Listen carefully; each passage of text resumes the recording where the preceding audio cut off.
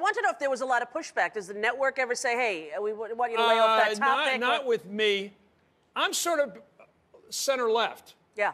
So I sort of lean over to the left on, I like Obama. I see his shortcomings, but in fact, they get mad when I point them out, but they're there. Yeah. I was thrilled by his campaign, maybe the greatest orator since Jack Kennedy. I great agree. Speaker. All of a sudden, hope. Didn't you have hope again? It worked for me. Yes, it worked for me, He's too. not as good at a couple things.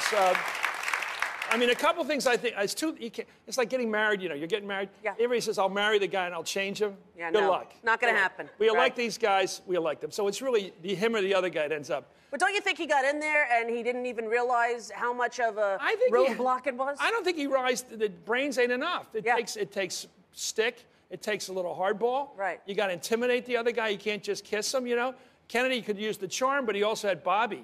Right. Now, if he had Bobby, you want a brother like Bobby. Right, right. You want a brother to go in that back room. You don't know what was said in there, except the guy comes out, your friend, the other guy. Yeah. You don't know what he said to him, but God, he looks a little red-faced, but he's on your side. And I don't think they're afraid of Obama. Right. And I think Machiavelli was right. You can be loved, but it's better to be feared. And I think he's got it. I don't know whether he can learn it or not. The trouble with Obama is, and I'm not knocking him, this is all go out viral. I think he's a fabulous speaker, but Kennedy learned how to speak last. He learned the inside stuff before he got to the speaking part. Right. I mean, Kennedy still had a speech coach when he debated Nixon. I mean, he's still trying to learn how to speak behind a platform or on television. Obama knew that from birth. I think he's dynamite. But he's got to learn how to go into a room and say, hey, look, you're with me, right? Yeah. We're going out that door together, right? And you're going to be with me next week, right? Right. And I'm going to be with you. Yeah, that's how it works. And I think you got to have Confederates. You got to have allies in this business. And I think there's too much freelancing in the Democratic Party. These guys go on Sunday shows and they say, well, I'm not really with the president on this, or I'm concerned. Wait a minute, what party are you in? Buddy? Exactly. And he's the leader of the party. I think the Republicans are much better at that. They got the same sheet. Well, they have that talking points, They got this thing they read from. But then you watch the shows, you hear the same thing from every person. It's Stepford wife stuff. It is. You know, you'd think people would catch on, In fact, though. it's Invasion of the Body Snatchers. A little bit. It's what do you think of the front runner in the Republican Party? You mean Newt? I do.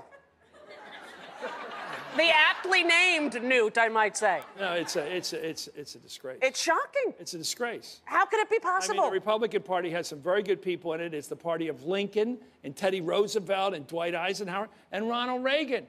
And now they have a party of Newt. And I don't get it. I mean, I always say this somewhat comically. He can't be the devil because he looks like the devil.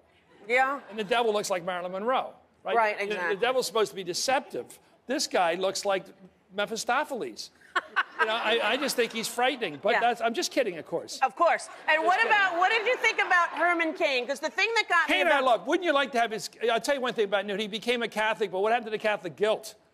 He's got none of it. Yeah. The guy is shameless. Shameless. He just is right out there. I've never done anything wrong. Here's Calissa, you know, it's all great, you know. Yeah. You know, Herman Cain. That man's the most confident man I've ever met in my life. But also, he's delusional. But all these people make these... No, Chris, can you imagine running for president, having done all the things that he did, and constantly going, nope, not me. Not me. Didn't do it. He's great. Did not do it. Can you take that shot? I mean, come on. That should be in a little bag. He needs one of those. Herman Cain you gave to Larry, the little shot bag. Yeah, a little Herman Cain. For an hour, you can be Herman Cain. He reminds me of... I've never done anything wrong. I'm going to be president of the United States right now, and anybody who gets in my way is confused.